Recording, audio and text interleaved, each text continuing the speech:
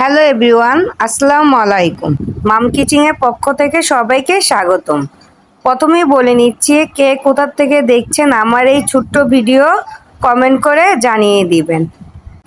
আজকে রান্নাঘরে আমার হাতে আলু আর বটবুটি ভাজা। শুধু দেখতেও সুন্দর নয়, খেতেও ভারী মজা।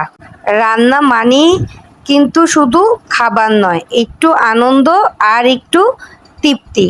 আমি যখন বটবুটিটা ভাজি তার আগে আমি আলুটাকে একটু ভেজে নিই, কারণ আলুটা সিদ্ধ হয়ে গেলে বটবুটি সিদ্ধ হতে বেশিটা সময় নেয় না। আর এইটাকে আমি খুব কম ঢেকে ভাজি, কারণ বেশি ঢেকে ভাজলে বটবুটির যে সবুজ কালারটা আছে, পারফেক্ট কালারটা, এটা চলে যায়। তাই আমি প্রথমে 10 মিনিট ঢেকে দিই, তারপর ঢাকনা উঠিয়ে এটা ভাজি। আর হ্যাঁ, এখানে আমি সামান্য পরিমাণ হলুদ গুঁড়া আর পরিমাণ মতন লবণ দিয়ে এই বটবুটিটাকে ভেজে নিব, বাস, আর কিছুই নয়। আমি এই ভিডিও আপনাদের জন্য শেয়ার করছি, যাতে এই রান্নার ছোটো মুহূর্তগুলো সবাই উপভোগ করতে পারে।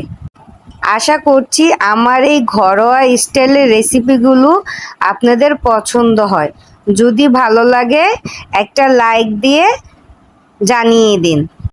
কমেন্টে কিন্তু অবশ্যই লিখে দিবেন আপনার প্রিয় ভাজার রেসিপি। তো এই ছিল আমার আজকে আলু বটবটি ভাজার রেসিপি। সবাই ভালো থাকবেন, সুস্থ থাকবেন, আর নিজের রান্নাঘরের প্রতি যত্ন নেবেন। আবারও আপনাদের সাথে দেখা হবে নেক্সট ভিডিওতে ঘরোয়া কোনো স্টাইলের রান্না নিয়ে। আল্লাহ হাফেজ।